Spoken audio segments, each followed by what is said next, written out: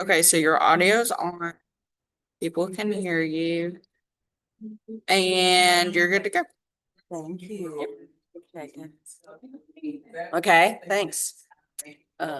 Oops. Also,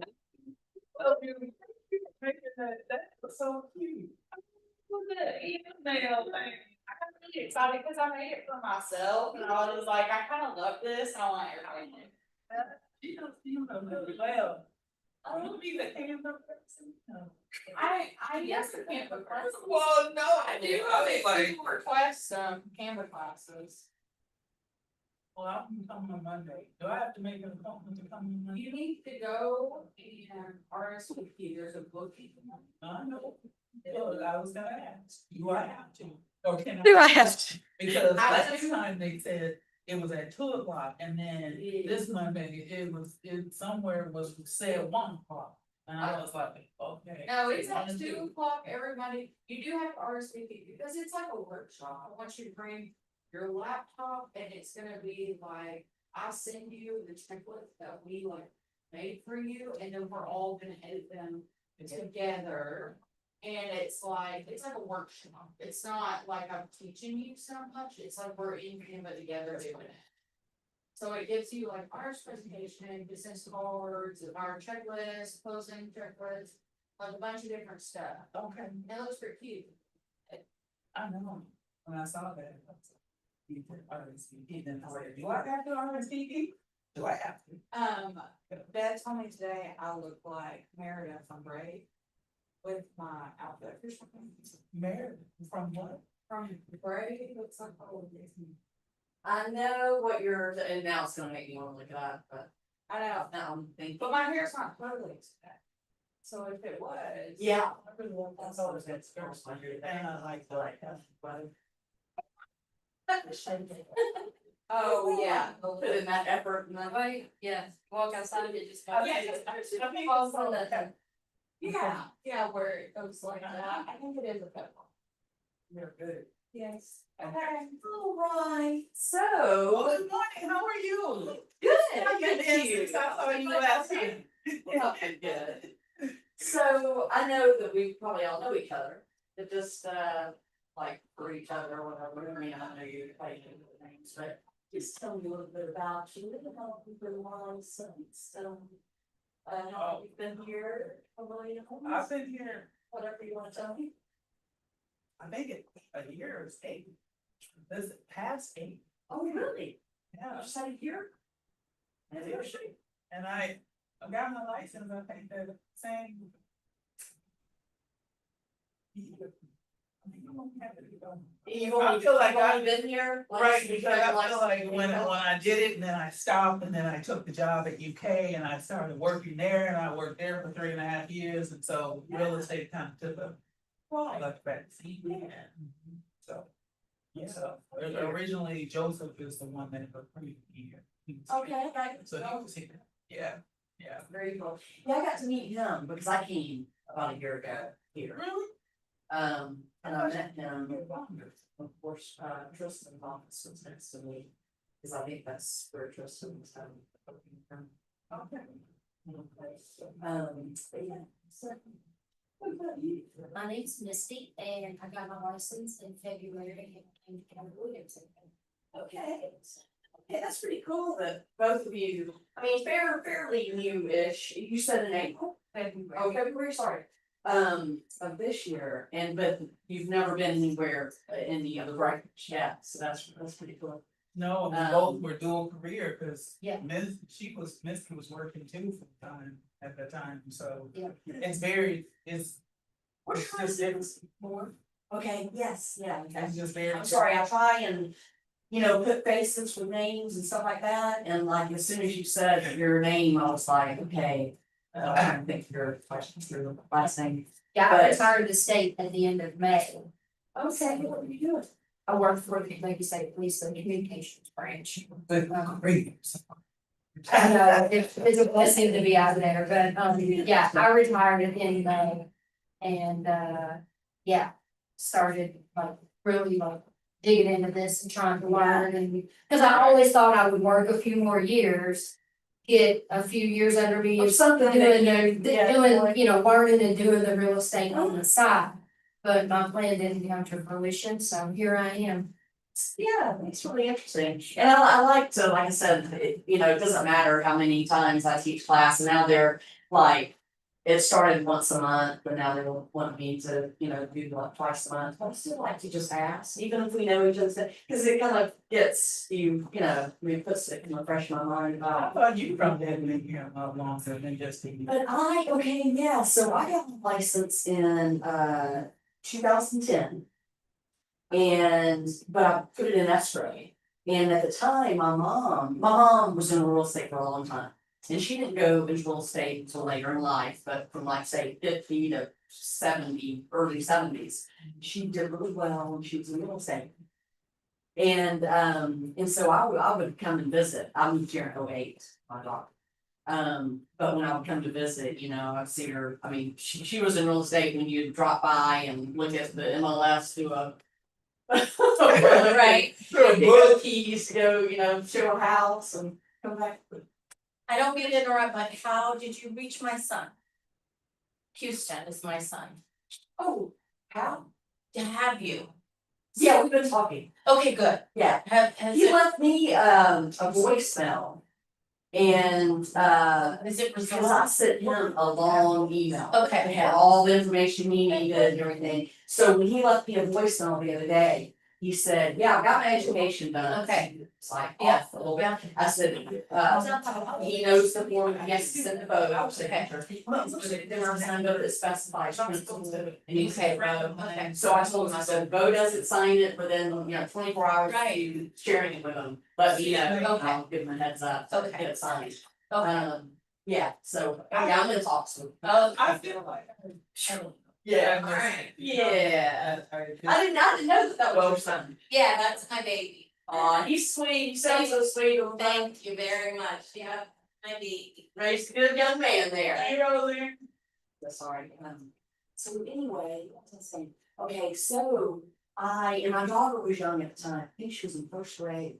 So where are you from? Not She is- from- She just graduated university, Oh. and so I was getting my license, she was. Oh, Oh. wow. I'm glad. She was in Canada. Okay, so, where am I originally from, Georgia? Oh, Yeah.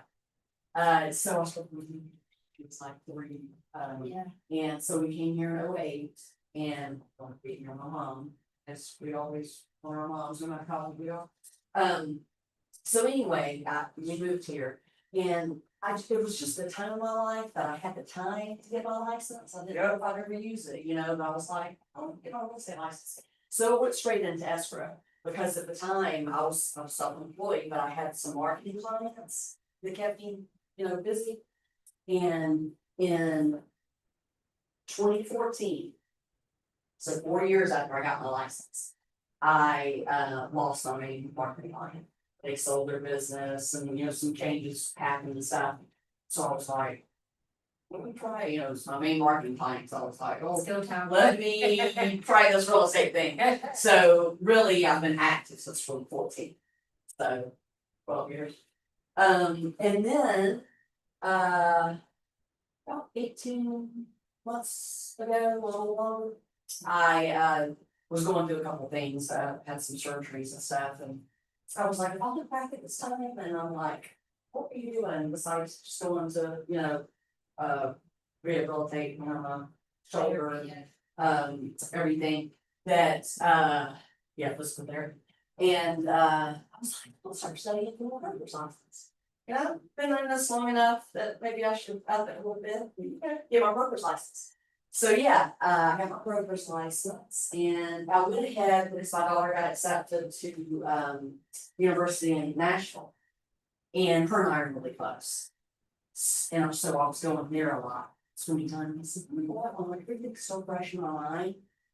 Tennessee is not too different than Kentucky. I'll go ahead and get my broker's license for there as well. Because, you know, who knows, maybe I'll start doing a little business here since I'm spending so much time and everything. And I used to be in the music business. My whole early career was in the music business. So I was seeing some old music business friends in Nashville and stuff like that. So anyway, so I have my broker's license in Tennessee, and I have my license to the brokerage there. But still, so then last summer, I was speaking with Kelly Wyatt and, Bo. Hello, how's it going? And they were looking for a managing broker, so I said, well. Please do some. This broker's license, so I work so hard for, right? So yeah, I've been here. But how long you sell after you sell? Like how long you? Yeah, from 2014 till. I mean, I'm still like. All the time, but I'm still, You know, you still have license. yeah, the license, yeah, you sell, yeah, but I just, you know. Got my broker's license, and like I said, in Tennessee, it's just with the brokerage there, whenever I can sell if I, got any clients or whatever, but. Would you like to introduce yourself? Also, yeah, Emily Paquette, I met these ladies at career night, dual career night, yeah. I just told them, I said, a lot of times there's not many of us in here. Yeah. And we've probably met each other, but Yeah. still like good, It's been a just kind of refresh and say your names. First, And you've been with us because you came from being in real estate Yeah. in elsewhere, Vermont, yes. Vermont, that's right. I was gonna guess, and then I was like, I know it's. It's up there somewhere. So Vermont, and you were in real estate in Vermont for how long? For just like, let's see, my gosh, like I got my license in 19. And practiced for just about a year, and then COVID hit, I took a couple years off and then did it for about a year before moving here, so maybe Okay. 2 years actively working. And you've been here with us for how long?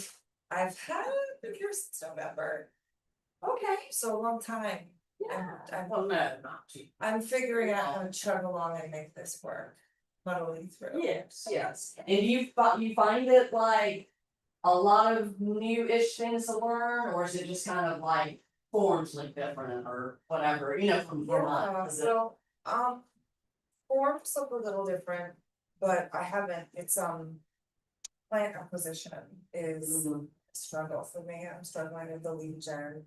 Yeah, Portion comes from of- you Yeah. area, yeah. Same for me, I mean, where I'm originally from, it's Georgia, so when I came and people were talking about. Sphere of influence and your contacts and your 200 contacts.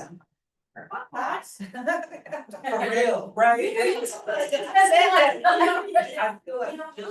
Last night when you were here, like, Yeah.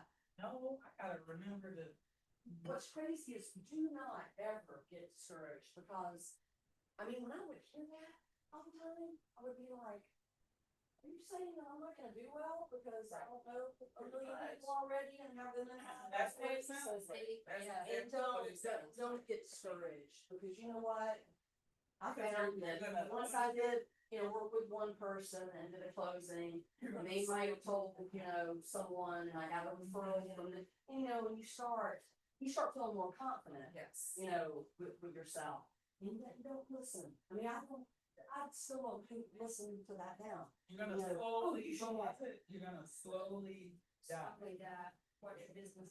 Slowly you watch some 500, 2,000, contact. Well, what is it good for having 5,000 or 2,000 contact and And you don't know you any of don't them, know like- any of them, Yeah. or none of them are really giving you any. 201 spots. Yeah, right. That's what we were told. Oh, I know, but I just said you got it right, because I know I don't have that. That's all, Hey. less than 50. That's what I learned. No, I'll still get told that. Or if I'm sitting in a class, or, someone that, and they don't even have to have been in it as long as I've had my license, they still say things on like, so don't get discouraged about that.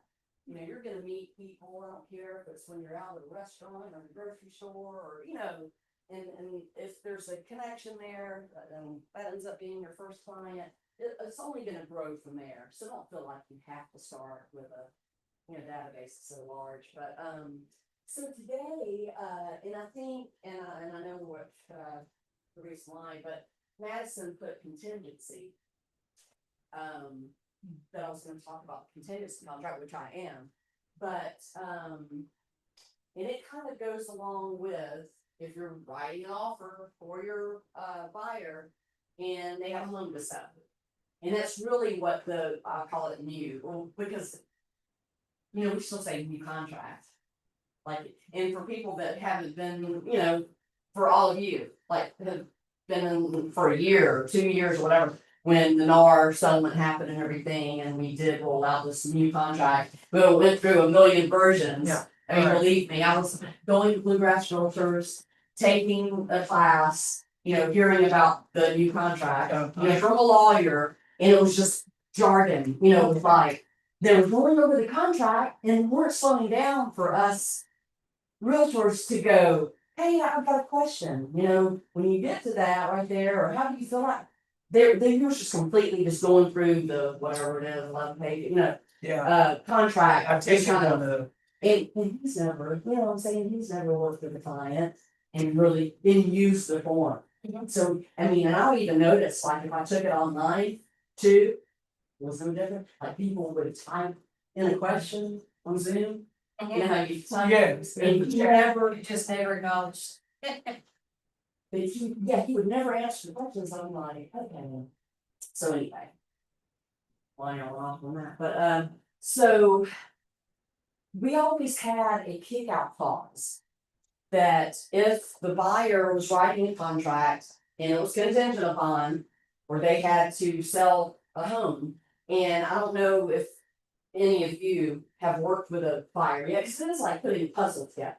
And it can get tricky. Because you're guessing at timelines, you're thinking. And when you go to speak to them, first time you go, like for either your listing consultation, you know, presentation with them. Or if they're just wanting to speak to you about, we wanna buy, we want to get out and start looking. And then you're like. Well, are you renting now, or do you own the home you're in? Oh, no, we own it. So yeah, we're gonna let you list it as well, but find us something, then you start going, okay. Let's put the process together, which makes the most sense. So, and normally I would say, and I know everybody's situation is different about how quick they want to get moved or find something, sell their home and all that kind of stuff. But it can get tricky. It's like putting a little puzzle together the whole way. But I normally say. Like we do, let's get you. Pre-approved, let's get you ready to buy something, and we know you have to sell your current home. I mean, I have worked with a couple of people that. You know, like say they have a nice property to sell. Now listen, but they also have money, or they're like, well, I mean, yes, I wanna get this property sold. Yeah. But it They won't can be buy the same if I can get a bridge loan, or I have enough money to buy, you know, I've worked with, I mean. I've worked with several clients like that. Your normal, I mean, sorry, but your average, your normal client. They, you know, I would have to sell my home. My presence. That's what I, I mean, there I was mean, no you know place what I'm for saying? it. It's kind of a rare situation that you've got someone Yeah. who's got, oh yeah, I got property and that property, I'm gonna buy this for cash, and if I need to, I've already talked to my guy at the bank that works with me on everything, and he'll he'll say, give me proof of funds, or say that he's got me for a bridge loan or whatever. But anyway, so. But most are gonna have a kick out. So. Here I go talk about new forms old. But our old kick out would be like if you place an offer for your buyer on a property they want. But it's contingent upon them selling their home. The seller would send you, we're gonna do a 24, 48, 72 hour kick out.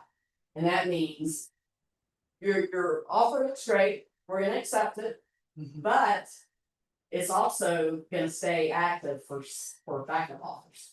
For 24 to 48 hours. is that And right? what will happen is, if we get an offer on the home.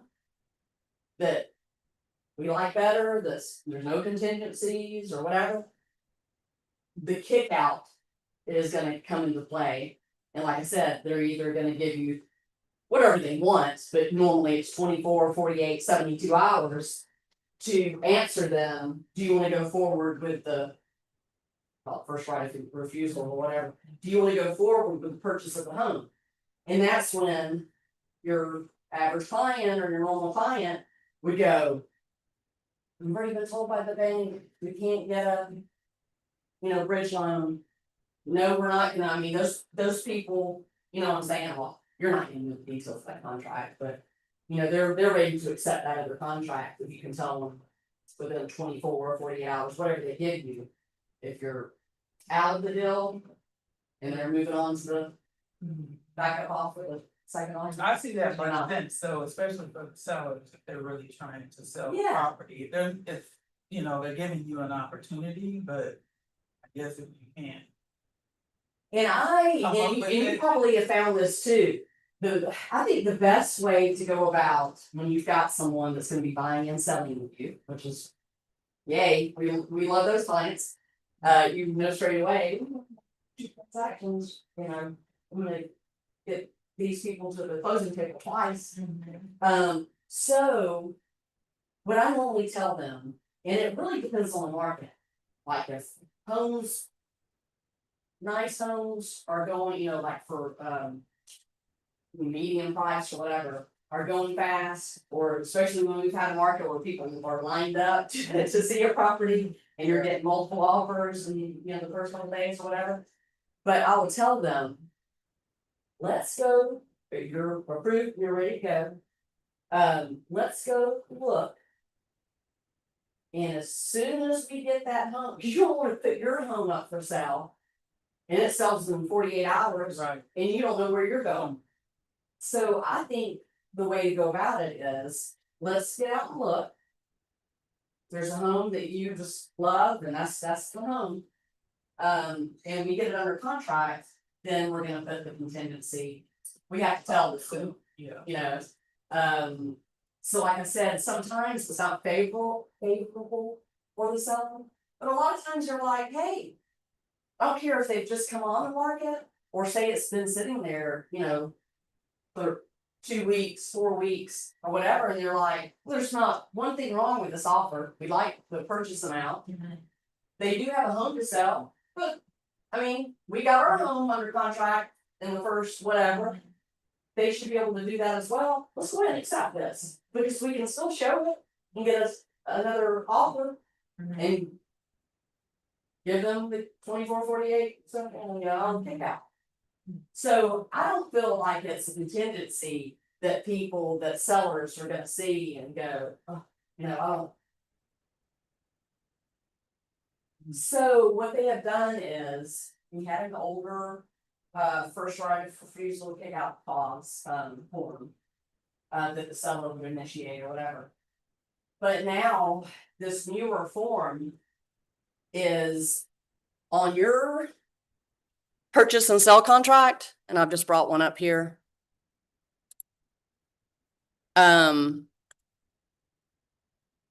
Where it has the, can you guys see that? You want me to make it bigger?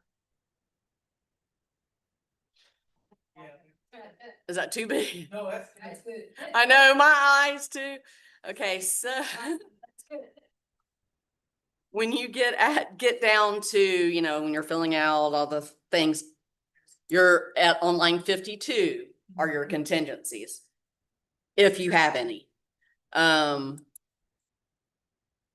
it's a loan mortgage, which most of the time it is, you've got your financial, contingency. Appraisal, like say you're not even doing, if it's a cash buyer, but they still want to do an appraisal, you can do that. If it's, I've sold a lot of farms and land. I mean, you can do this for a house as well, but it just makes me think of a farm or something, or when you want to see a survey, or it's contingent upon either seeing that survey, or if there hasn't been one done yet, you can ask the seller if they'll pay for one. Or you might go, I don't care, I'll pay for one, but I want to see a survey of what I'm buying, first. Anyway, but with the contingency to sell a property, you're gonna tick other. And then you're gonna put the contingency form name, which is actually pretty long, contingency to contract and closing of buyer's property, pickout form. Has it right across the top, and I'm gonna go like between the two so you can see. This is the contingency to contract and closing of buyer's property pickout form. And it refers back to your contract number, you know, the number that you put up, your MLS number, dash, like the street number or whatever. Whatever you've put as your contract number on your contract, right here. That's the number that the MLS generated. No, it's the one that you made up for the contract. See this right here? Yes. Normally I use my short ID, which I call my MLS number. Mine's 11007. Do you know yours? Do you know where to find yours? I went 21730. No, I don't know. Okay, so let me show you. So if you go into, That's what we would put that there.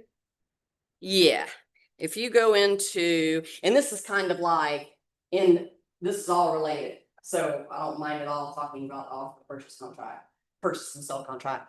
But yeah, like before I came here, I've always used my short ID, my MLS number, dash, like say it was 123 Main Street, I'll put 123 M's. But Bo, when, you know, I started here last summer, we were talking about that, and he was like, yeah, and this, I tell him, use your short ID dash and just put the street number. 123. So if we go into Imagine Flex. Is it org or .com? I don't know why.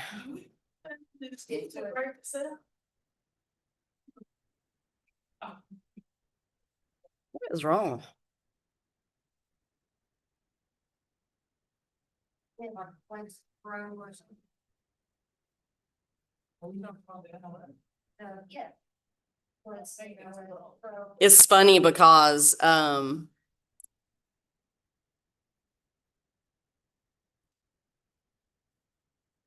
That's There it is.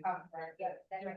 so let me log into my Flex, and I'm going to show you an area that is really let's see. Oh, hello. That's right now. Okay, so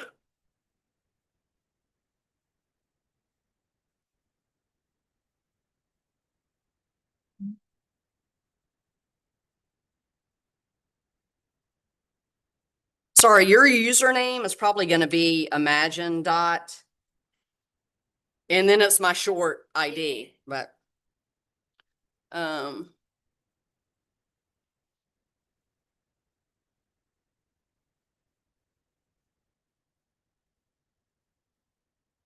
okay. Okay, so I love this area. So if you're in your Flex and you go to menu and you come over here and you go to office/member, you can look up any agent, if you go to an office, you can look up office, see offices, members, teams. So go to member and just type yourself in. I don't think there's another Deondra, sorry, but one and only. In your short ID is what I use for the start of contract.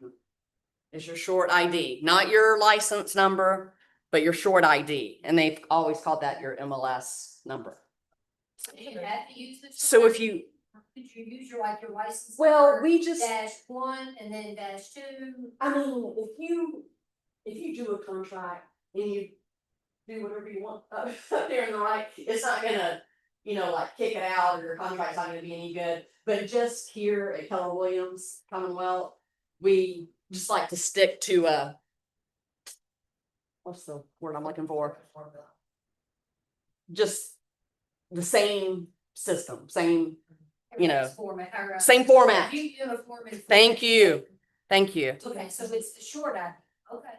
So, and so see if I clicked on myself or whoever you're looking up, like if I do this and a lot of people don't, and it's just me being detail oriented.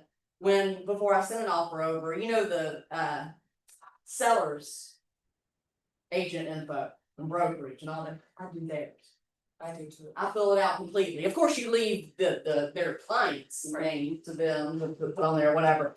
But I just fill out as much as I can cause when I've gotten it, which is rare, when I've gotten an agent to send me an offer, you know, a listing I have, and that's all filled out, I'm like, I don't know, it's just nice because, bless you, because it's available, you know? So why leave that blank? You know who has it listed. Go in under members and put their name in, and you can go, okay, their office is Keller Williams Commonwealth. Their license number is blah. Their MLS number is your short ID. You can fill all that info in, just like they can find it on you. To add to that short ID. Okay, so yeah, getting back to why I went in here. Yeah, so your contract number. They gave me, they told me what I was gonna use to sign in to MLS, you know, when you first. Was it American Dot and your short ID? I don't think, when I came on, Imagine hadn't started yet, and then it switched over. Yeah. So I still had a number and whatnot, but that's what I used to kind of log in, that's what I always. Yeah, I don't know, you know, I say, because that's the way I log in, that I think everybody's format's that, but mine is Imagine Dot in my MLS short ID. What did you say yours was? I mean, I'm just, I don't need to know, but, okay, so, again, your contract number is your short ID dash, and if it's 123 Main Street, it's use 123. So short ID dash the street number.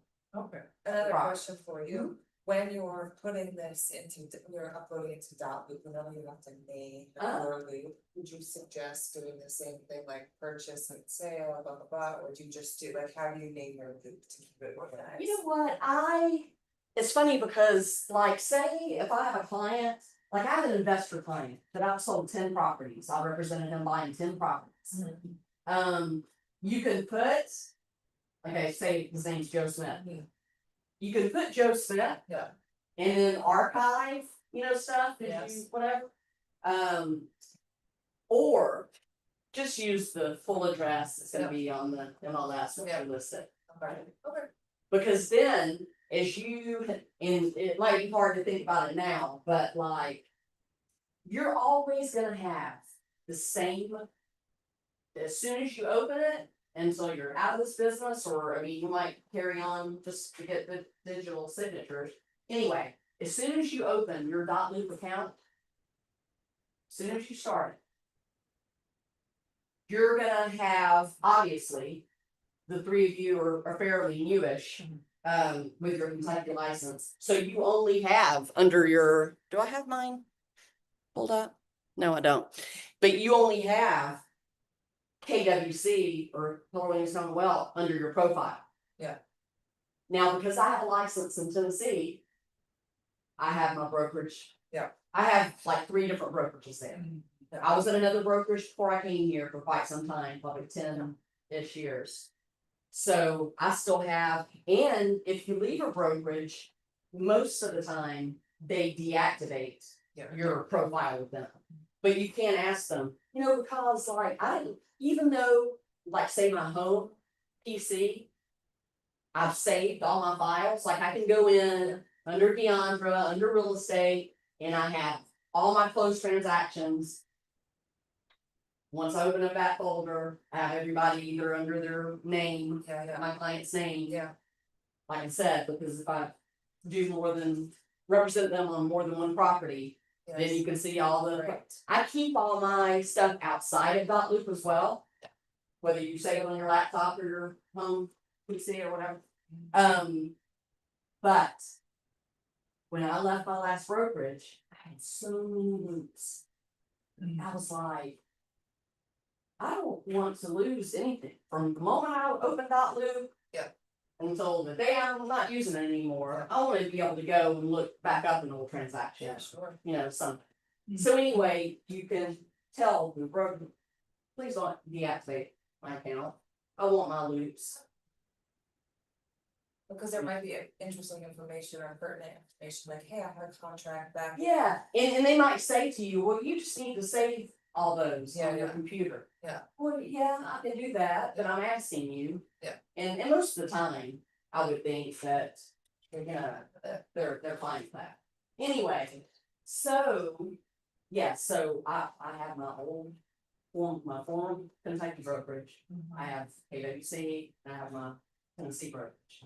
All under, you don't have to open up Yeah. 3 different dot loop accounts, you know, you always have one dot loop account, but you can have numerous profiles. Gotcha. And do you want me to show you in dot loop where you see your profiles? And like I said, I don't mind. Is this the exclusive right to sell contract? Is that what that is? Yes. Okay. And you know what? No, this is the purchase and sell contract. Your exclusive right to sell is your, listing contract with your seller. But no, this is for making an offer for your buyer client. This is the purchase and sell contract. And then that's the contingency contract is attached to that. This is all. Yeah. And sorry, if I'm No. jumping around, I always like. Cause I know what I'm getting ready to do, but I. But yeah, and two. I was like, oh shit, I gotta do that too. Yeah, and it's funny because, He's born. I'm glad, Misty, that you asked, about, what do you, only put in my contract now? I mean, because that just shows right there that, that's what we're here for. It's not for me to just stand up here and run up. Because you wouldn't have known that. I wouldn't, I probably would have liked it. So, and like I said, I love that area of your But that's for. when- flex or, imagine MLS, whatever you want to call it, that you can go in and, you're about to send over an offer for that property and you know that Kelly Jones has it listed. Oh, let me go look up Kelly Jones. I mean, I know she's with whoever, Keller Williams Bluegrass or whatever. But you can go and put all of her info in it. And she'll be like, wow, how many people do that? So anyway, but to get back to, we signed in our MLS Flex, we signed in there. Let's sign in a dot loop. Because I want to show you where, of course, you're going to go to your corner Right. and you're only going to see one profile, but I'll show you mine just so you can see.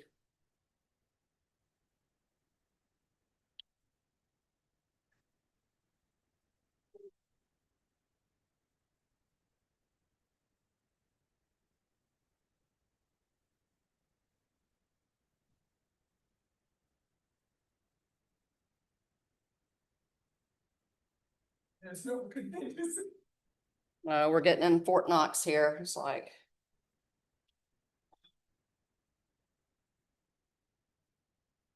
Are we gonna be switching to from dot loop to lone wolf?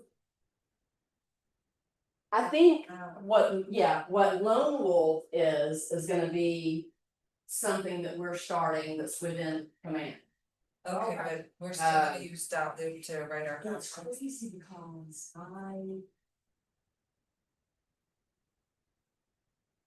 gosh, I don't want to speak out. I don't know if it's command that's changing to them. Or if Lone Wolf is gonna be within our command, if they want to something. Sorry. And lone wolf is. It's funny because, you know what, Google what Lone Wolf, Okay. Lone Wolf real estate, Lone Wolf platform. Because how like there's 2 big things during the year that a lot of people choose to go to, one's family reunion, one's mega camp. Yeah. When I went to family reunion, they had like little short discussions, little classes about Lone Wolf. And I was kind of like, wow, this is really, it's new, but it's really soon, to start And there were so many classes like I mean, there would be 6 classes that you'd want to go to at the same time. So it's like, I didn't thought I think, obviously Beth, that does, productivity coaching, she went ahead and started getting herself familiar with it. But anyway, so see how many things we can go off and start talking about, and I'm like, okay, stay on track. Okay, so as you see here, I have a profile that's an admin profile, so it looks a little bit different, but you wouldn't have that. But see up here where I've got, oh gosh, this is funny. A couple weeks ago, I moved brokerages in Tennessee. So obviously my old brokerages, they deactivated. But my new one, I haven't activated a profile with them. And that's what I was going to show you that I had too. But this is my old, brokerage. And this, of course, is what you've got, KWC. So that's where you go when you're logged in like this, like I am. You go over here to the right corner. And of course, you're not going to have but one. But what I'm saying is, you'll always have the same dot loop. Forever and ever and ever. But you may do, hey, if you get a license in a different state. Or if you're not here one day and you're at a brokerage, that's where your profiles are. Anyway, your dot loop. Okay, so what else were we talking about?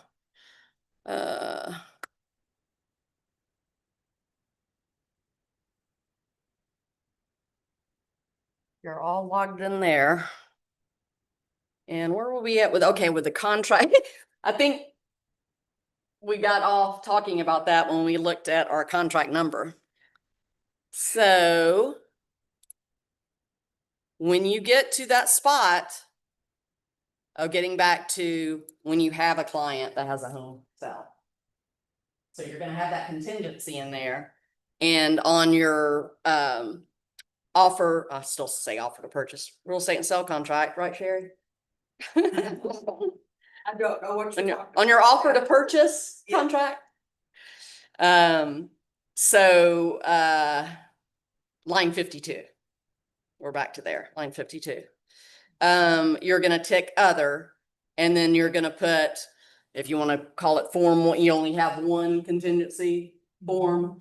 You can put number 1 or whatever, and then put that full name there, that contingency to contract and closing of buyer's property kickout form. Good thing they give you a long line there. So like I said, I have not even used this for the client yet when it came out, and I know like what I'm about to do because it's very informative, and I think I've listened to every bit of it except for like the last few minutes. And I had made note as soon as this came out, and I want to say it was in March, but they have made another change to it, which now on the bottom says June 4th. But it came out in March, and it replaced the old kickout form. It just gives more like detail and explanation and kind of everything that the seller and buyer can agree to how this kicked out. You can either have a contingency to contract to sell deadline, which means getting your property under contingency to contract and contingency to close. 2 different things. Once it goes under contract, your home that you have to sell, that's one. And then the other is contingency to close. You can base it on either one of those. Have you used it yet, Sherry? What, contingency? The new contingency? Yeah, I've got one right now. Okay, so tell me this, because I haven't used it yet. And I can listen to that video and I can, Yeah. but until you're actually in a situation where you're using it. Now, I kind of found that just a couple of times that I worked with a client that had a home to sell, and if you have that, if you're representing the buyer of a property that has a home to sell, I want to say that the seller, the listing agent of that property that you're putting in would send the kick out and say, is gonna be whatever they want, 24 or 48 hours, 72 hours, I'm gonna give you a kick out. It's just Thoughts. negotiable. So here, when you're writing your purchase and sell contract for your buyer, and you get down here and you go, oh, we have a home to sell, so I'm gonna write it right here, and then you go to fill this out. Do you leave the seller's options? Yeah. For them to choose? No. That's You tick exactly how you want it to go I down. think I don't want them to get a kick out. You I don't, use yeah, exactly. C or the Yeah, D. that they counter back, that they do one, and then you have to, that's. just Okay, negotiation. Okay, see, I wanted to ask someone that has actually used it, Yeah, I because, just got through, I got one accepted today with that, okay, so you sent it with C tick? with them not having to kick out at all. And then they counter back that they want to kick out, so we're gonna agree to that and put in 72 hours. Okay, so you sent it with D, and they sent it back taking what? They be or say kick out, Sure. I guess the kick out for the contingency, yeah. You took See, contract. there's two contingencies, there's to Right. get it under contract. Yes, which is that's the the one I- one that is the normal kick out. Yes, Then the other one is actually Close. plus, yeah, so okay, you have those options. The best one for your client is plus. no seller cancellation Yeah, prior so to that's the one, that's the best for your buyer. D. Yeah, but if you got the listing, then you want to have, you want to do the advantage to your seller, so immediate kick out would be the favor. Okay, so that's what I'm saying, that I, But you Here- know, that is the one place that is very, like, you wanna be kinda negotiable on that term, because you don't wanna chase your buyer off. Right, I'm just confused with this, too, they're giving you 72, so you've already You can made do your 24, offer. 48, or Right, but what do they want in that 72 hours, guarantee that your house is now under contract? they want and a you're- contract. Okay, so it's the kickout clause when they're like, okay, now we have another offer in that we're thinking about taking, we're initiating this clause. You have 48 hours 24, to 48, get your home you're gonna move buyer forward. under contract. And then I like my buyer to have the ability to do the bridge loan or to get financing in case. Say, I need that backup. And so during that 24-hour period, you go to the lender, and you're like, hey, let's. And they already know that they qualify, so Right. we're not having to go through that, cause that Right. takes a lot longer than Right. 48 hours. Right, so if you know in advance, seller, Yeah. you're gonna start buying, let's get your house list ready so that we got everything we need and we'll talk to your. I'm so glad that she came in, because I wanted to use a real scenario, because Because I our just, buyers in Arizona, they've had their house under contract to list, they've listed it. Yeah. And it's been, on the market and they Yeah. haven't had any offers. Yeah. So now they're under contract to buy here, so they're gonna get a lot more aggressive out there and lower the price. Okay, are they listing with you too?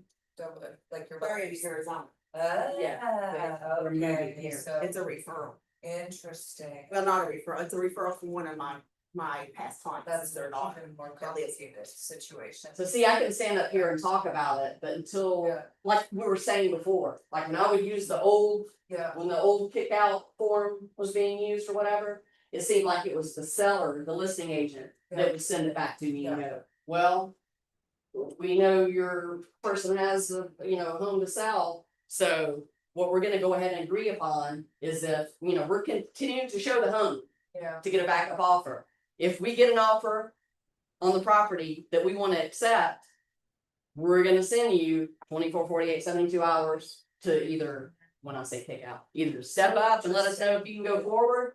But like Sherry just confirmed, what I told you earlier is that every situation's gonna be different. I had those clients that are, loaded and they're like, oh, I'm planning on buying the cash anyway. Or you've already, or they have already gotten confirmation from their bank, their loan officer or whatever, that they're good for a bridge loan. right, so then this isn't a Then contingency they have to worry about because their purchase is not. Yeah, I mean- On the sale, they might have to sell it, but they're purchasing it a totally different way, so. Yeah, and then I wanna say most, your average or normal, majority of your clients Wait. are gonna need to sell before purchasing. I mean, but you are gonna have those that have the money. Yeah. For buying the cash, have can get enough, along, but can A get a lot bridge of them, loan. They have a house, they prefer to do the contingency rather than, but if you're in a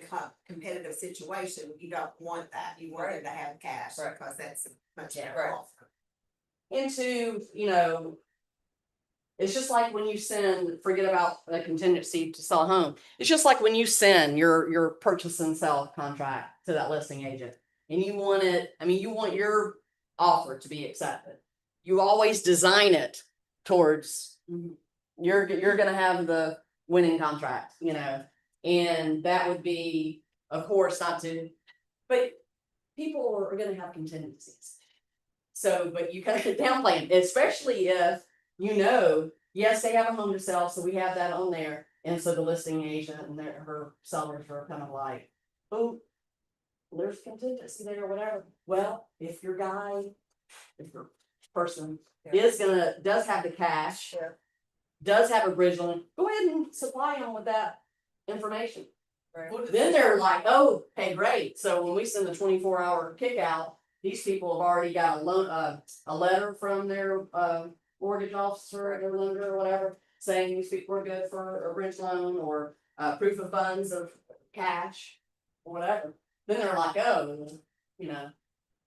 this the second offer, or this backup offer that we got is not any better, and we've already been under contract with these people, it doesn't look any better. Now, You can be much more because it's supposed to have a. Oh. Committee as well.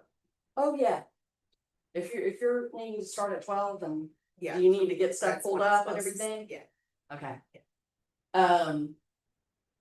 Should we? Are you going live? Or are you just waiting for people Yeah. to arrive? Tony's there, expecting a few other people. Okay. Oh, I mean, this is Yeah. when I'm supposed to have my LC 12. yeah, I'll definitely get out of your way. I'm sorry, I just didn't know that. I thought you came here. Well, Oh, you helped us there. obviously, I was supposed to be here that. That's right. You share his knowledge of things, but I can go on like my next class or whatever. You guys go. I don't know what Madison's calling that one, but you know how we go off on. There's not many of us here, so if you've got questions that take us off the subject for a moment, we covered a lot of that. So, but I'm gonna let Sherry get started. And like I said, I'm sorry, I didn't know that you were the whole. Where I is have my- a meeting, when we write up a contract, is this stuff gonna be in our value that we can pull all of these new contingencies? Yeah, and if you go into, which I normally just go into my Bluegrass Interactive folder, Yeah. and you start typing in CONT, it's gonna pop right out, your contingency kick out. Why isn't it not signing me out? Oh, there it goes. I know, I'm actually reach out to you, it was so good. Yeah, I love it up there, it's so pretty. So pretty. You're more than welcome to start, Sherry. I'm just, Ah, how long is it? Hour? Hour.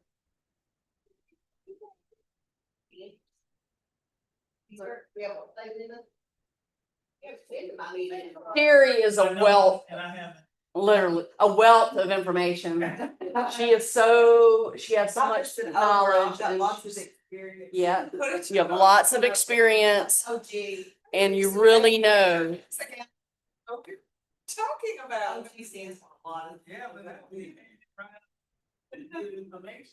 Yeah, that was great, I'm gonna have to Although- pick your brain further. Anytime, cause if it's a glitch, I found it. I always find every transaction, I find something that I can call her about. Fix this right now. Well, it's nice Nice to to contingency that you can. I tell you, not until, That's helpful. and it's so funny, when I first started, I was like, oh, I'd give anything. I mean, like my first house, we had to do radon mitigation, like, that's radon, yeah. I mean, but every day, and I was like thinking, man, I wish I could just put like, have 10 closings under my belt, just so I would feel more confident, but it has been 24 years and I still have different things. Yes. My last transaction. You learn was my most something. complicated. It was a buy and a sell, and they had a pre-occupancy and a post-occupancy agreement, it was a hotness, it was like, how you don't want one transaction, I just got 10 years of experience, it's about 6 months. Today. Good. That would have been real. The short-term loan you will cover the immediate, no, business needs to cover immediate finance. That's for transition. Yes. Would be my first. Hey, Tony, what's up? Yeah, but it's at our. Forward down. Yeah. Hey, y'all. And I tell you what, I think, like I said, I do stuff once a month, and I'm doing, twice a month, so. Yeah, that's- 4 weeks.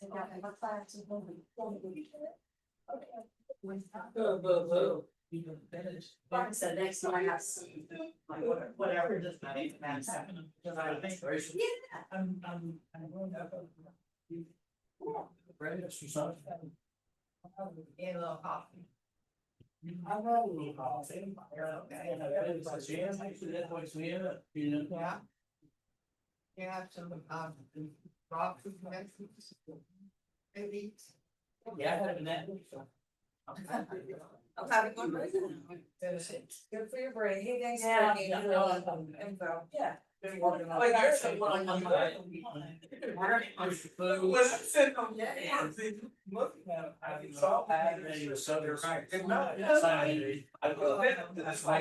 Tell me if something wrong. You can come with me, or come to me, questions at the time. Water. Cause I think that's why you kind of. Just finding water. Yeah, well, start, I mean, figure that we don't find it. I want to have. I said the side of the day. People see they're still here. Thank y'all. We don't waste your smoke. By getting these other. It's all, see, my neighbor requires you to. This, I'm just looking at this. So that's the end of it. How do you? And we. So she lives. There you go, Billy. That's what I'm saying. Thanks, everybody. All that marketing, That's- so yeah. still. My husband does valentines. Yeah. But she comes out. It's in a higher, I don't. it's at a higher interest rate. Since They they off tonight, she'll always say so. On the lake fields. Or somebody who's been in their house for, been around or something or that, or whatever, and they'll say, she'll off they, been very well. And then we were in Ohio, we were something to. Spencer. And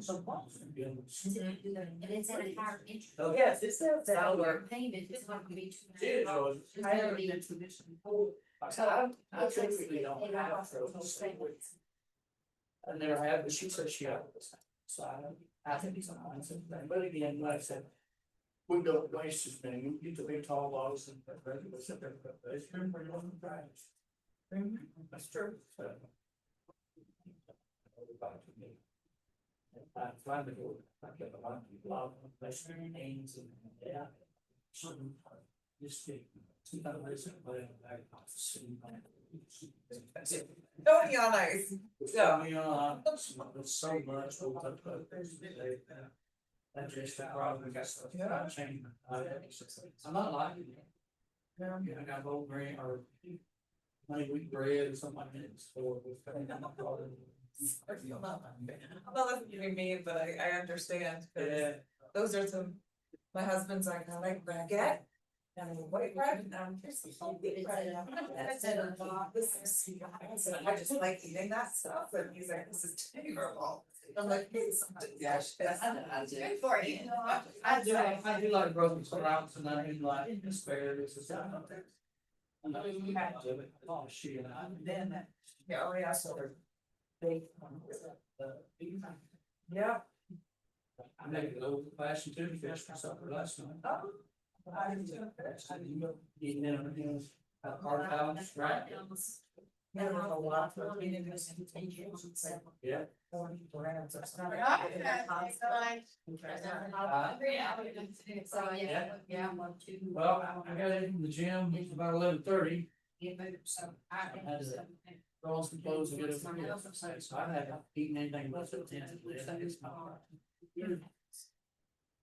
I They just. Sit down here. Learn about this wealth building, God knows I need this income building We're right now. gonna make you rich.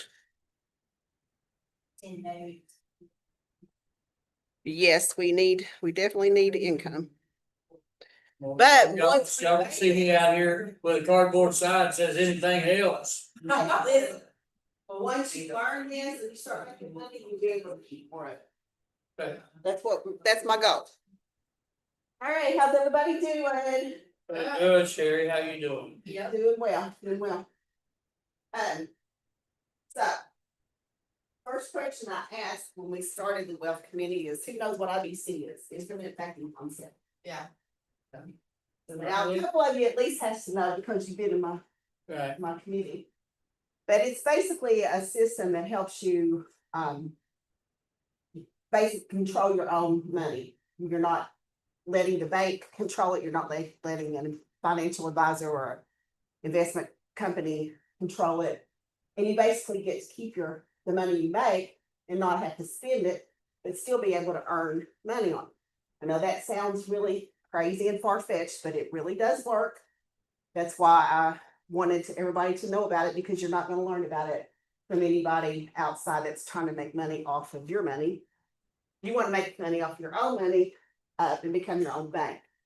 And in doing that, you're able to leave a legacy of wealth to your heirs, tax-free or penalty-free, because they don't ever have to pay the government to take money that you've already earned that they inherit. So it goes well beyond that, but that's pretty much the foundation of the IBC. And then there's a lot of other tools and stuff that we've covered in our meetings.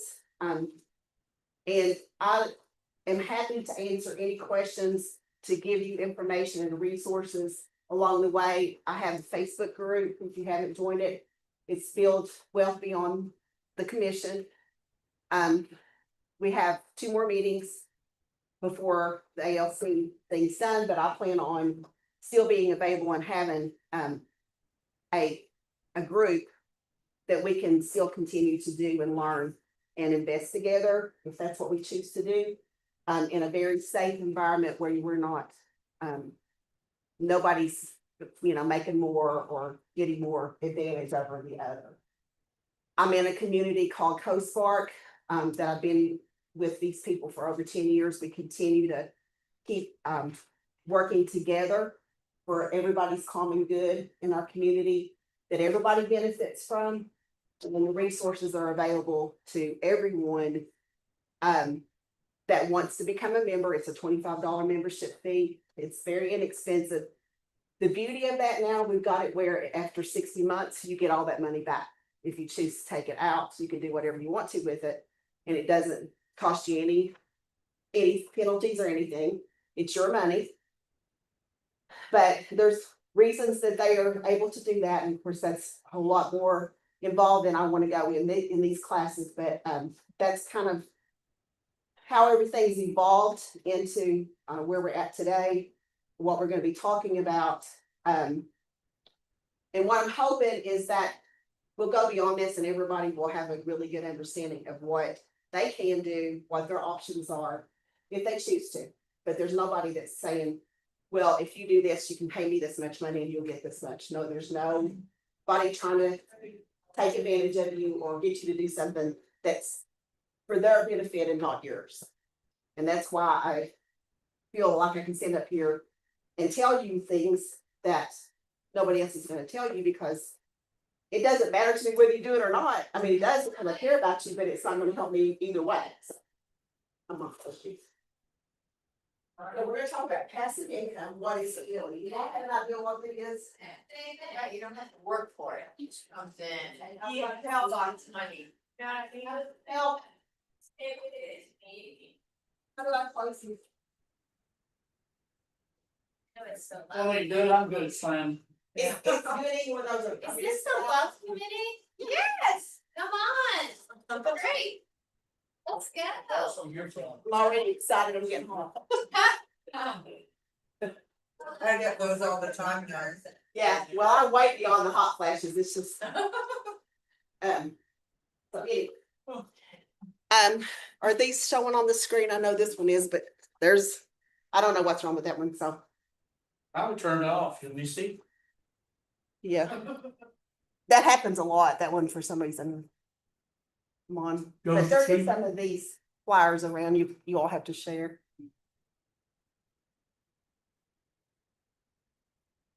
Thank you, Sherry. Thank you so much. You're welcome. You want to be hooked up to the microphone and all that? No, no. Okay, come on. Good Slideshow. something, anyway. All right, so, did anybody have an answer for what's passive income? Brittany did. What is it? When you work to earn that money, it comes in most of the best. Sorta. That can't be passive income. Passive income is when you're not physically having to do the labor for it to come in. It's not solely dependent on you and what you do to that, like our commissions are. So. Why this topic and right now? Commission income stops the moment you stop working. Passive is one of the most oversold words in our industry. There's nothing that's truly passive. You have to do something to keep the wheels turning. Definitions and mechanics, not products or pitch. Definitions and mechanics over products and pitches. The goal is to have realistic expectations and a long-term plan. The myths are that it's money with no work. The reality is the work is front-loaded and then it's maintained. So that's your job, is to maintain what you've already worked for. Cash flow starts immediately. The reality is you have capital, you set up systems, and the time they all come first. That it is risk-free. There's nothing that is risk-free, but there are things that where the risk moves, it may be later. It may not be as bad, the risk may not be as, one would expect you as much, because what you're doing is you're mitigating your risk for later. Mm-hmm. And sometimes if you set it up properly, you never have any of those effects from the risk that you actually see. So you can prevent a lot of it. The myth is one deal changes everything. The reality is, just like in real estate, boring repetition, doing your systems over and over and over, and it all compounds. Why did you put boring repetition? Because boring repetition is boring. When you do the same thing every day, the same old way, the same time, it's boring. But I have found that my morning routine, it's the same thing, but I can't live without it anymore. Right. Because I've learned that it really matters, and it sets me up for a better day. And the days that like yesterday, I couldn't really do the routine that I usually do, and I really was sluggish and tired all day. Yeah. Because things didn't flow the way that I'm used to. I was gonna say it sustains you, plus it helps you grow too. And it's predictable. I kind of like that. Kind of like knowing when I get up in the morning what I've got to do. I do that one thing first, then it does help the rest of my day. So turning active to passive. Active is your commissions, your flips and wholesaling if you're into that. Your time is traded directly for money. That's makes sense, right? Everybody understands that. Semi-passive is like when you self-manage your own rental properties. Or you have short-term rentals like Airbnbs. You do the work yourself. You don't have a management company doing it. And notes like, you may give somebody a loan and you attach a note to it and you're getting the interest on that note on your money. That is semi-passive because you're not every day having to visit that again. So what's mostly passive is when you have a professionally managed rental portfolio, you have limited partner positions. It means you have somebody that's, maybe invested the money into your rentals or your fix and flips. So you have other partners that are helping you. You have dividend and index portfolios, and you have policy cash values, and that's that whole life policy that we've talked about before. That is probably foreign to a lot of you if you haven't been in this committee. But nothing is zero risk, and the real questions are how much work and what kind. So you get to decide that. How much passive income do you really want now, or do you need? When you get to retirement, you probably want to have a lot of passive income. So the transaction actually happens. You have active income where you buy assets, and assets buy back time. So you sell a house, get a commission check, take that commission check, and you buy rental property, and then those assets start bringing you in money that you don't have to actively work for, and that's how that all happens. So you learn one vehicle deeply before adding a second. So if you want to be a fix and flipper, you learn, get your team together, you learn how to do that, and you fix a house, you flip it, and you make the money, and you just keep rolling it over, and then eventually you'll get really good at that, and so you may want to go and buy your own rental properties and hold them. That's another. And then you can go into the notes, and you can loan people money to do what you just did, because you know how all that works, and you know what the pitfalls are, and have to look out for it. And so you got money now, and you can let them borrow your money, and you get paid interest on top of your money. So once you learn the system, you document it all, document the process, and then you hand it off to somebody else that you still make money from, because you've given them all the tools. Just like if you have a downline or you have a team of agents, buyer's agents, that's the same thing. And you track one number. It's the income that arrives without you having a closing commission check. And that's how you know that you've got your system built and you have time leverage in systems. The time is compounding rewards early, consistent, and exciting behavior, boring behavior. You leverage other people's capital. That can be a bank. It can be somebody else that's, actively loaning their money to people in a note. And you have expertise in management, and you use it conservatively. Systems are property managers, bookkeeping, reserves, checklists, quarterly reviews.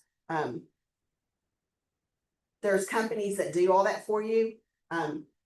They're very good at what they do.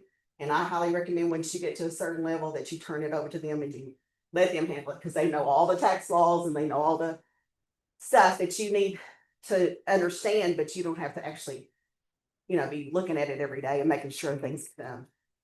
They know how to set up your LLCs, and there's lots of things they can share with you. So leverage without systems is not passive income, it is concentrated risk. Normally I'm sitting up here free with this.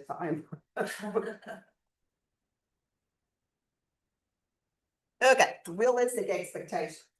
You expect setup work, vacancies, repairs, and imperfect months. And Lord knows, we have those in real estate. We have those if you have rental property. We have those in law. There's just no way around it. You underwrite conservatively and you fund reserves before the next purchase. What that means basically is how your money is going to perform, or how that investment is going to perform, and you already have the funds in reserve to go to the next purchase or asset. Because ultimately, your money has to purchase assets that generate income. That's the whole game of this. What you actually make needs to be in a vehicle that's going to pay you back over time until you get to the point where you can live on that passive income. And it is something you can do. You measure results in years, not weeks, because there's no fast payoff on this. You can't just sell a house that you've rehabbed and then don't do anything else. It just is not going to work because it's compounding. Can I ask you a question? Sure. I have no idea the fix and flip, so I was like, that sounds kind of interesting, that I pick your brain about like, who is one with zero experience in this, find the team and the wherewithal to do the first one. Right. Could we talk about that maybe at some point, or? Yeah. For sure.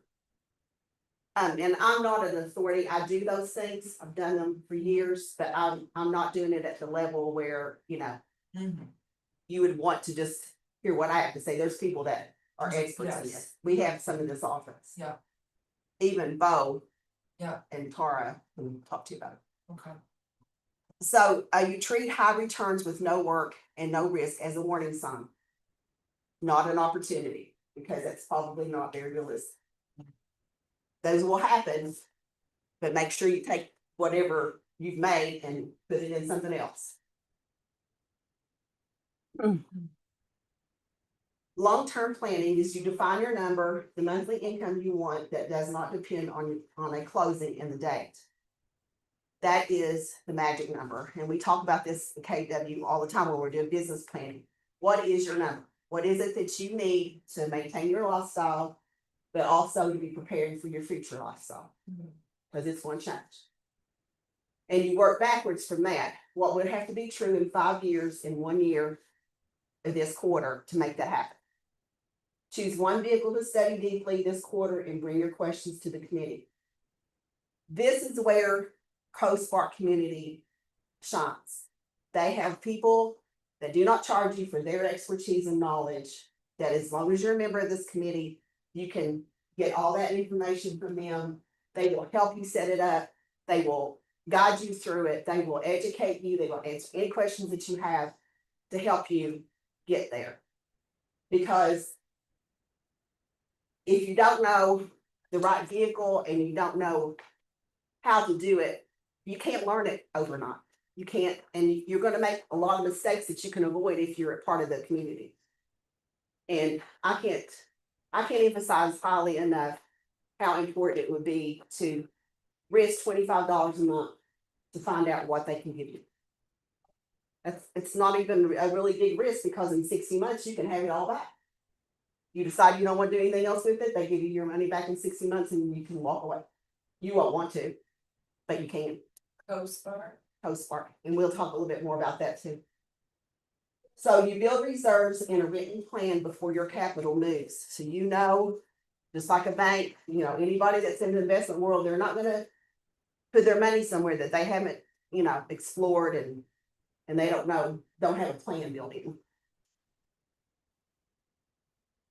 So what does passive income mean to you now that we have defined it? Do you have did anything change in your concept?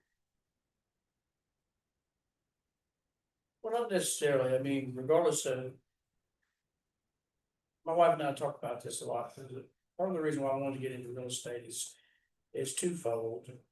You know, initially I wanted to get into real estate to integrate my cleaning business, which I closed down. So that's kind of out of the way, but I wanted to get into where I was investing in property, you know, usually multi-home, residential homes, something that's gonna produce, return on investment right up front. You know, not something I'm gonna have to wait 5-10 years on, so, because I don't really have that, because that's what I want to work toward going into retirement. You know, hopefully within the next 10 years, I'll be able to retire. You know, I can't say that per se. So, but I understand that you still have to work at it, but I guess my question is like, once you make those investments and things, what does that look like from a perspective of working at it every day with that, you know? Well, that depends on how, you know, what it is, because like if you self-manage, you're gonna work your butt off and it's gonna be worse than you trying to get commission check. I do it, I know. Yeah, Self-property managed. I wouldn't advise it. But if you have enough, if you have, you know, the right team, you have contractors and you have people that you can depend on, it's doable, but not if you don't. I doubt very seriously. Because you wanna get a phone call at midnight saying my commode stocked up, you're gonna get that if you don't. Yeah, And that's not passive. Nobody wants that. No, but you know, people don't realize all that. right, But there are ways that you can do it where you can just put it with a property manager like Dan and never send your foot in the building. Right, well, that would be, They're the ones that deal with all that. And that's where you wanna be. Notes are even better than that. You don't ever have to do anything except for make sure that, you know, you set it up with, there is companies that actually take, you know, they're like the mortgage company. They don't hold the mortgage, but they facilitate everything, we keep Right. everything, you know, documented, and we've got one now that we're foreclosing on because they didn't perform.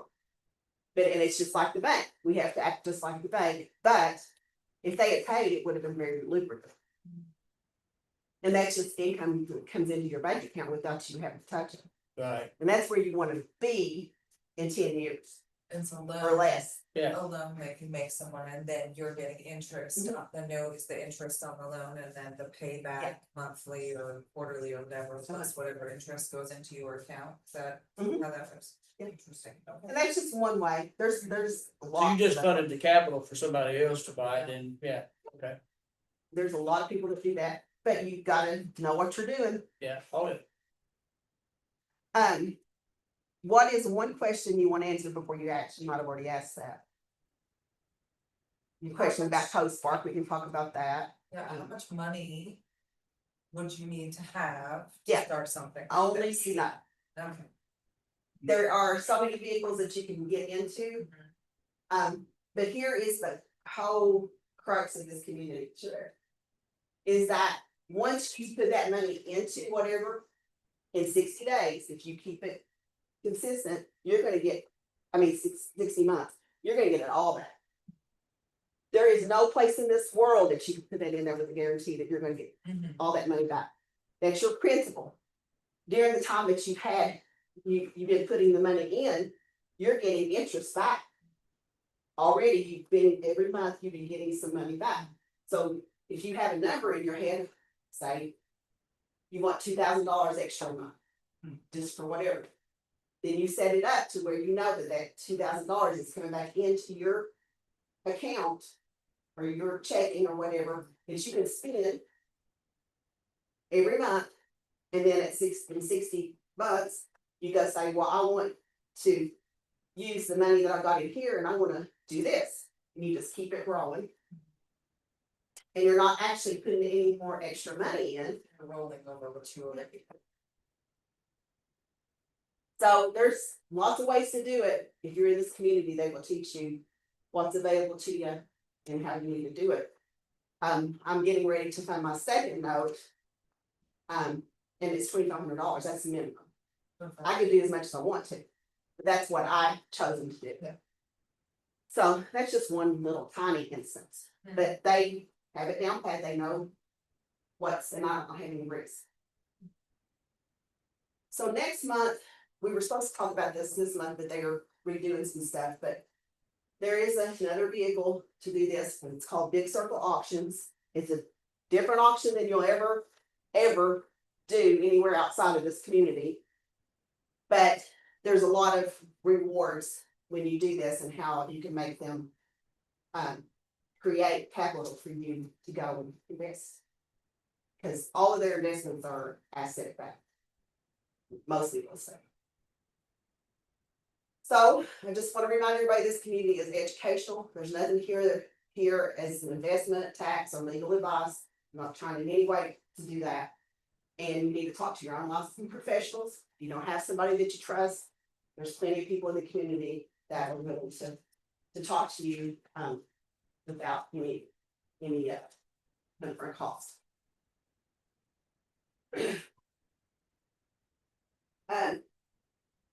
Kind of touched on it, there is like lots of ways to real estate investments. There are so many paths you could take, but I would not advise anyone to go and start doing something.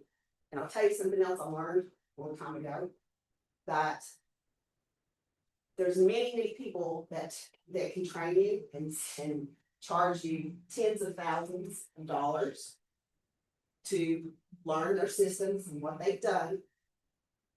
And they've done it well, and they know what they're doing, but they're making their money by teaching you, and you're paying them a consultation fee or some kind of training program.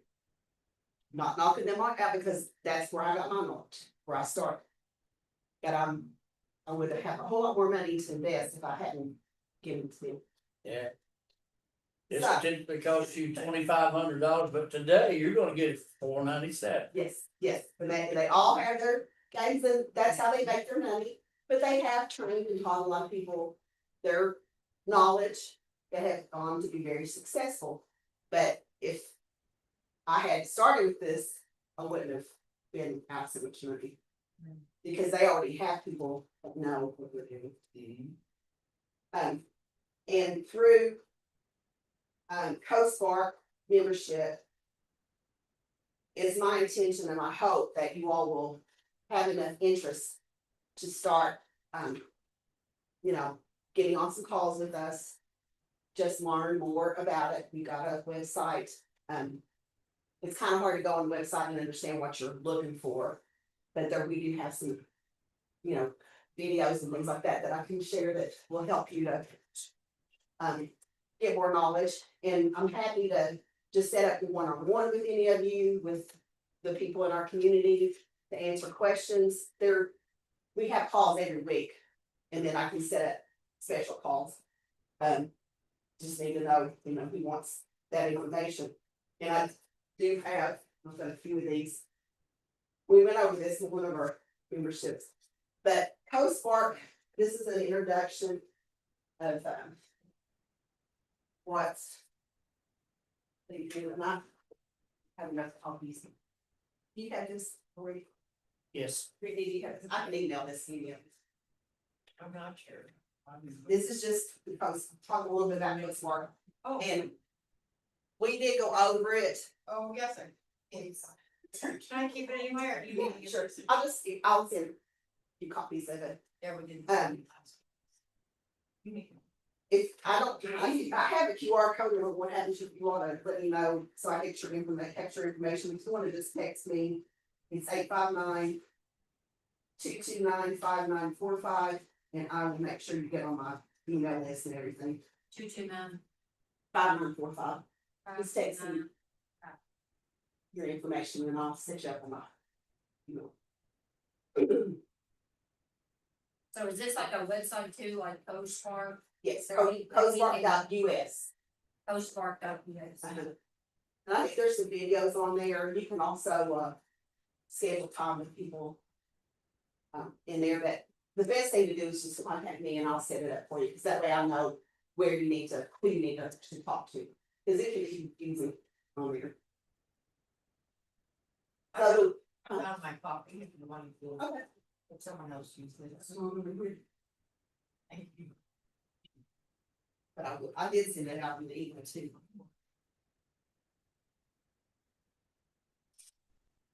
Sherry, you should have wore your mustache while you were doing Right out. It irritated me. Crazy. it. You think I'm sweating now, that would really be lying. Notice you're working it out. I, You didn't get you one I'm of not them, in church, get you one of them things got a fan, I was like. I'm the only one, if I had one, I'd be wearing it. Yeah. So the one thing, I think I put in the Facebook group that I was excited about is I'm learning about 1031 exchanges. Do you all know what that is? Yeah. So, I mean, I knew what a 1031 was exchange, but I'm like learning it really through Keller Williams. And it is when you become seasoned investor and you have rental property that you need to sell, because let's face it, you're just sick of it. And you want to put it into a multi-housing so you can put it under a property manager. And you gotta sell it and you've depreciated it over the years. And you gotta sell it, the government's gonna take 30% of it. Of what your profit is. And you have to be really careful, because if you don't have good records, you might be paying a lot more capital gains on a higher number than you really need to. So you really need to have somebody that knows tax law and how to set those things up. The 1031 exchange enables you to identify another property, sell the one you have, and there's a 1031 exchange, they manage it. they have to be specific, you know, that that's what they do. And, they will hold it, but you only have, I think it's 48 months to identify a property, which you're gonna. So 48 days, I'm sorry, 45 days. Get the numbers, 45 days to identify that property. So you need to be really, really careful. I mean, you all, this is probably above most of your all's where you're at in stage, but I'm there right now. I'm trying to figure out, you know, the best way to do it.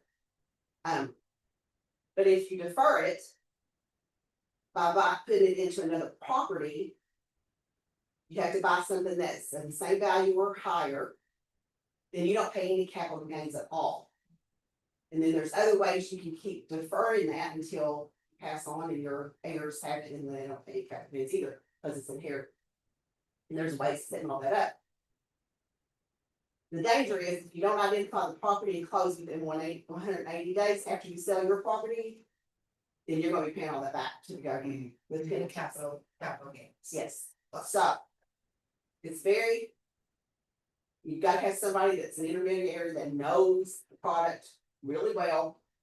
And you need somebody that has knowledge of what is on the market to look it into.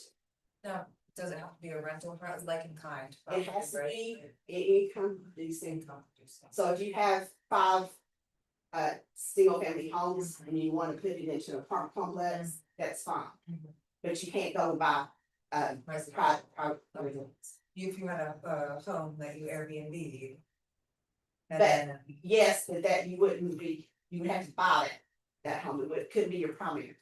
right, There is a way to do that too, but you know, that's why Right, we need right. to talk about. Right. The reason I wanted y'all to know that it's a vehicle is because you're gonna be working with investors and you need to know for their sake. Yeah. Meridian does do 1031 exchanges.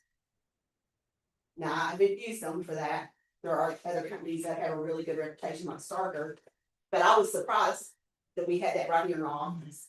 No, that wouldn't be you, but it's still great to have it because you can say to your client, we have an intermediary within our company, let me connect you.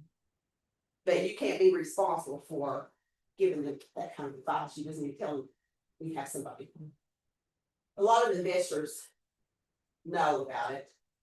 But some of them don't. Let's say you have a landlord that's in their 80s and they've had rental property for decades and now they're getting ready to retire completely or they passed away. This is something you need to know about. Because they might have left a spouse that still has all that liability. So it's just something I wanted y'all to know about. I am taking the KW planner course and understanding it better. There's so much more to it, but I've got a little flyer. Again, I'll send it out, but it pretty much, if you want to do it yourself and learn how to do it and understand it in and out, and then you can talk to your clients better.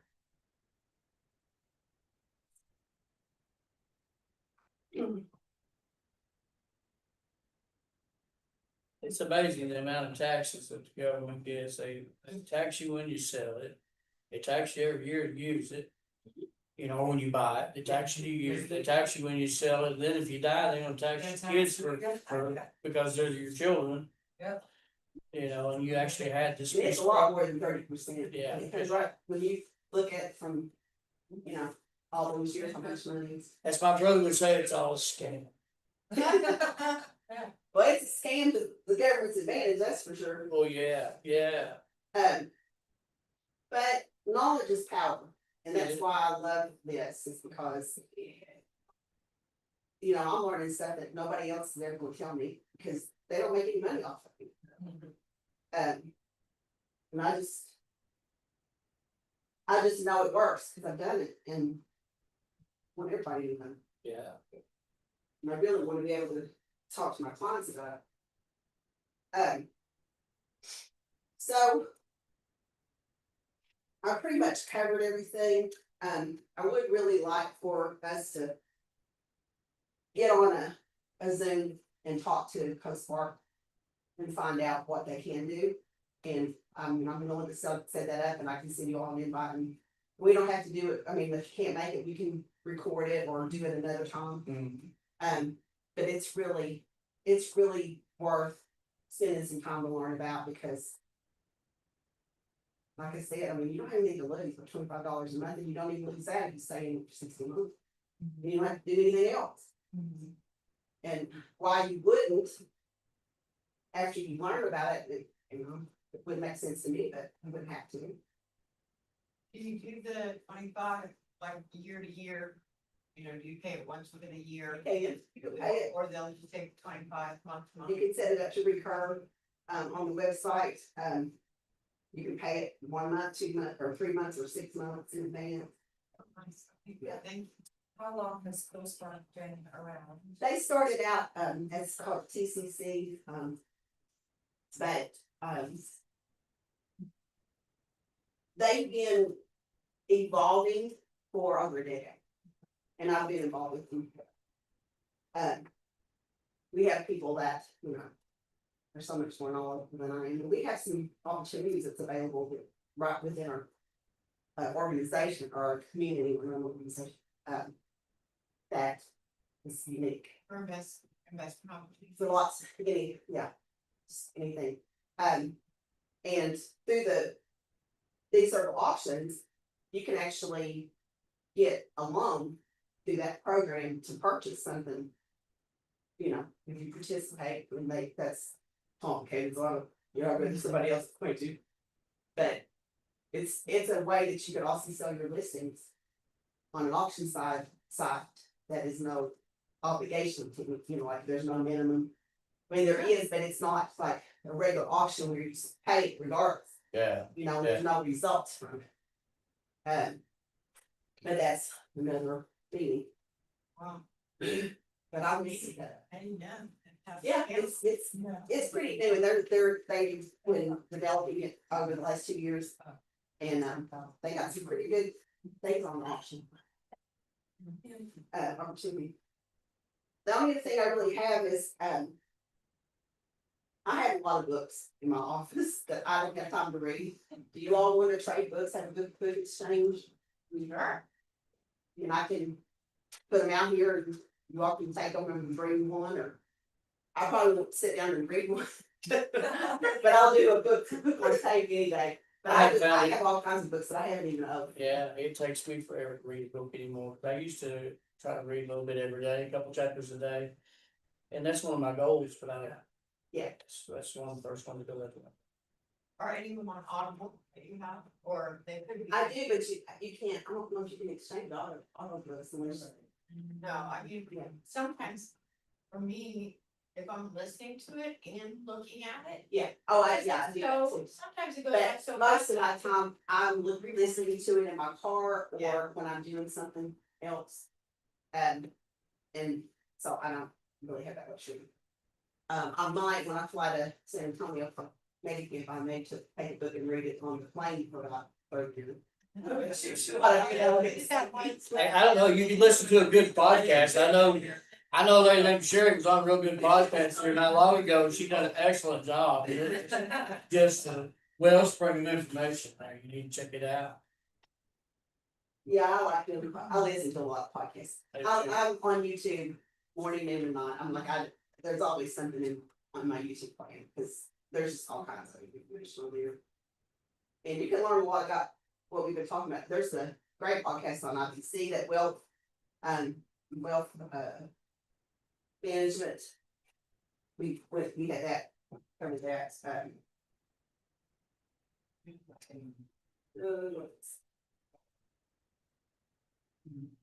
Anyway, they have a podcast in it. I've learned so much from them. They're in the post. Y'all have anything else you want to talk about? This is our last meeting. No, I'll cover. Okay. More, but we're gonna try to continue to do stuff outside of it. I didn't do this to be necessary agent ALC. I did it because I wanted to tell you all what I know and set up something where we could. Because I mean, there's opportunities if we decide to, we can invest together as a group. So all of us sharing in the cost. But all of us can get our money back too. Nice. Yeah. Yeah, it's like putting your money in a CD in sorts and getting the commission, the interest, which in a CD, you don't get an interest every month like you would in there, but you still have your principals protected in the CD. That's kind of the same way. So how did you learn about this and how did you get started? Years and years ago, when I, with my divorce, we were high net worth. And I'd already been involved in some of this stuff, but whenever I had to depend on my own income as a real estate agent, I had some friends that introduced me to it. And we just grew into this community together, with some other people, that were experts in their field. And a lot of it's just evolved from that small group.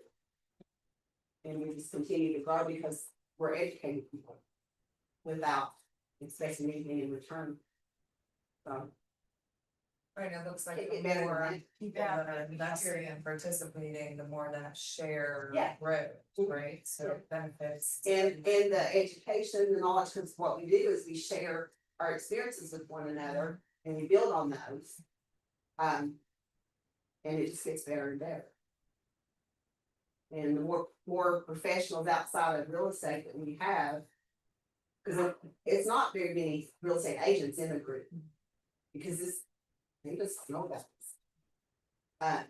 But that's why I'm hoping to start an initiative through their real estate agents across the country. Let me ask this question, Sherry, is your contributions, is it tax deferred, if that makes sense? Well, your contributions are already taxed, you already pay taxes on your income. It's just money that you're voluntarily putting in. Yeah, it's like your savings account, Right, okay. but the good thing about it is it's not at risk like you in the stock market, like you're not gonna have the ups and downs, it's always gonna be the same. Do you get taxed on your interest? 'Cause You get that's taxed on your interest and then send you a 1099. We'll say about 30 months in, you decide you're gonna pull out of it, you have penalties for that, it's like you do. You don't Okay, have penalties, but you stop your compounding growth. right, And you will get it back, it'll take a little bit longer, but it's still, especially if you have, hardship. This one lady's husband died, and they were able to, give her what she needed out of what she had already contributed, put in. There's a program now that I'm really excited about that we can help your nonprofits and churches do the same type of programs, and I'm wondering about that, I'm really excited about that. Cause you tithe 10%, it'd be great to have it back in our interest on it and be able to continue to, keep supporting. There's just lots of things that are available, and through the people that have been like in the whole life policies that understand that concept and the IBC function. I just blown away every time I listen to him. It's just like things that you just take for granted that you've been like 401k and how all that works, and we covered that in our. It just flabbergasted me how little we question because it's only been told. right. All our lives we were raised in that system, in that financial system that benefits somebody else who's already rich because they can use their own money to get richer. We're doing it inside a community. So it's pretty cool. Yeah. Well, it's been good stuff, thank you, Sherry, I've got to go You're welcome. feed fat boy here, I haven't eaten anything all day. Better, you might pass out on. That's a good possibility. Let's try to do it before I get in the car, right? Very little late, let's take you to any art classes for both licenses. Yeah. Gotta do that. What's your name? Marco Steele. I thought that's you. And what is your name? Misty, Miss. Misty Moore. Yeah, I thought that was you too. How do we join the community? The community or this committee? This committee, you already joined it, just like you be here. Oh, okay, awesome. That was the easiest thing. Yeah. Yeah, easy question. Yeah, we will be, like I said, we'll get on a call and you all can decide that Did I give you that flyer? On this flyer? Thanks for the You flyer. go in there and look around, but just let me know if you do decide you wanna go ahead and spend $25 a month, you should. Okay. It'll be worth it. I promise it won't be wasting your money. Do you have the PowerPoint that you email or? Yeah, it's an email to everybody. Okay, perfect. Do you need my email? I don't know. Yeah, text it to me. Yeah, let me get you. I know I can get it, but it needs it. Oh, yeah, of course. What is your? 859 229 5945. I'm sorry, forgot your name. Sherry, you can take our eye. Frazier is FRAS. And what office are you working on that? This one.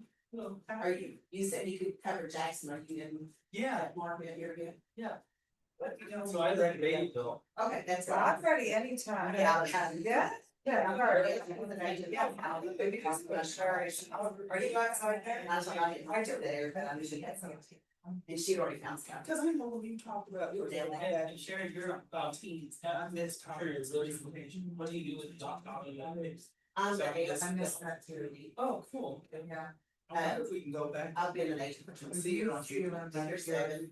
Like the team. That's awesome. So, yeah, I don't know, I said it's a you, cause I don't work with kids, so what my role, right now, my role is. We did. Yeah, we've got 2 more that are actually, You know what I'm right saying? here. I don't know. You do understand where you don't do, right? And is there anything that's in like the forum or any discussions or things like that?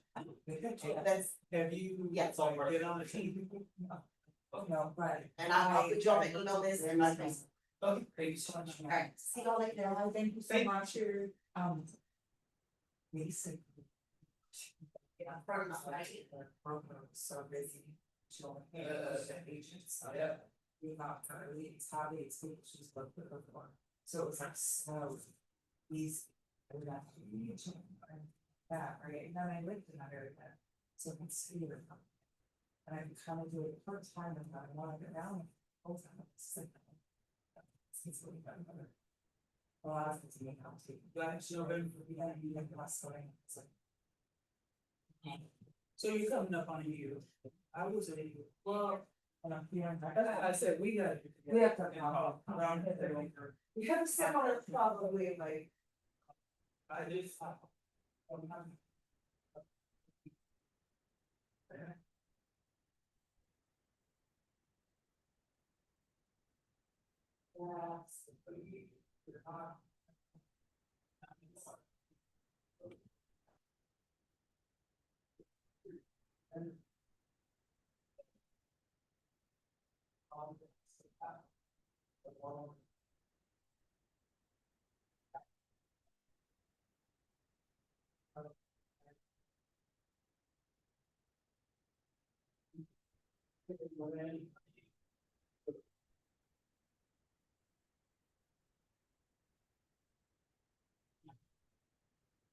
Yeah, I've been here since March of 2020. I have issues, some of the videos that maybe Tara shared on some storage, some work we've done in, go ahead and maybe start. Yeah, yeah. Unless we like. Yeah, I don't, at least time off. Yeah, I think like that. Alright. Very good. We didn't have an accident, it's okay. That's how it's.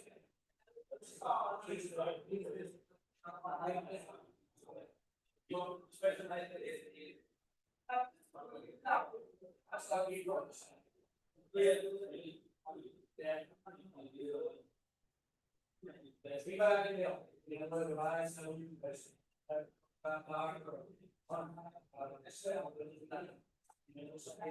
Get started.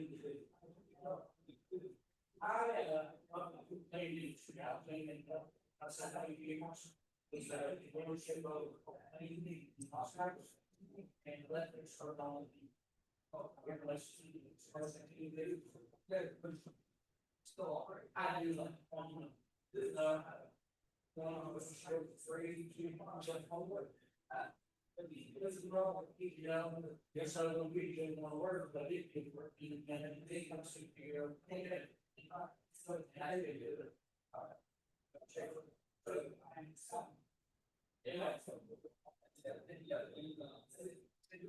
Contingency. You know, motion, I still, yeah, I just had it the other day, very street. I do go, I don't. Or like,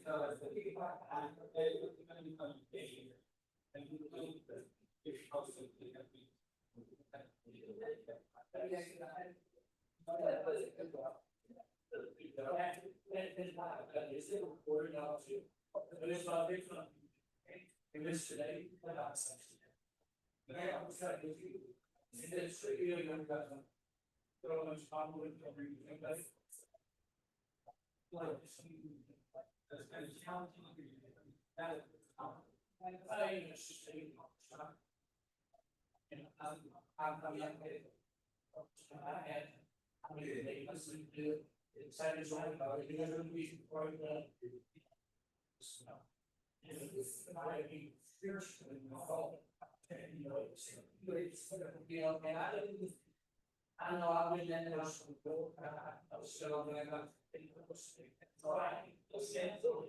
brilliant. Started on pieces of that too. That's what we like, very fun stuff. We, I had said, the last.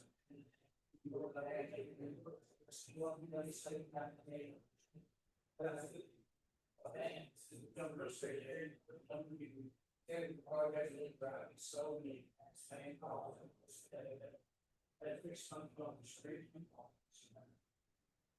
Yeah, I feel like the program that they taught here, other than both coding that works.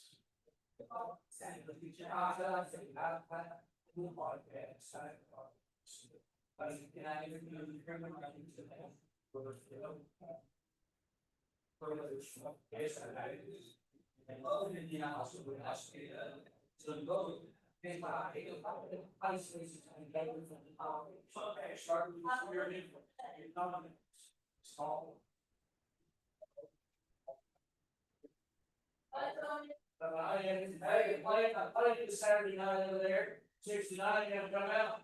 Come out, sing a little bit. Oh, that's nice to write yourself on Facebook. I know that was my found a really bad service. We got together from the car over and we do working on some like site of his Who is it? his name, Brad Becker. And he got out of the marathon music and stuff, so we could. Me too, and so we could just the rest of our piece together, and this is their. Yeah, I just love this thing, that I love that, yeah, your voice was great, I was like, this guy's got some chops if he didn't say. I've done it a years now. Just a couple, I mean. Hey, celebrating this year 50 years playing guitar. 50 years, man, I started when I was a kid, when I was 10 years old. I'm not ready for that, at this point, there was time, but if you know, like, in the area, teaching children. I don't know how those want to recommend, I don't know how well they do, but I know over at the guitar center. And what, I've got to go with some. Person I'm pretty awesome. He's very playing. And then you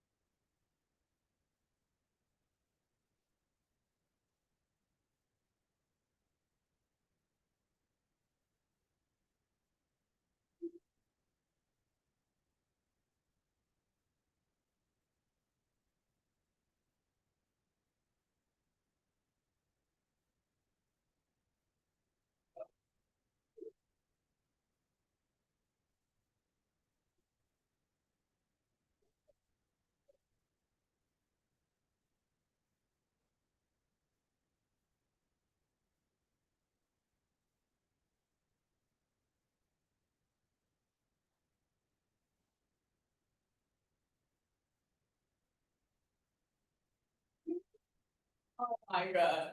And you're like, let me call my boyfriend. Yeah, like at the end of the call, because we were talking about like dogs and all that. Yeah. And I was like, oh my god, your dogs are so cute. He's like, you wanna go to the house to meet the dogs? I'm like, Ew, no. excuse me? I ain't going to your house. Oh my gosh.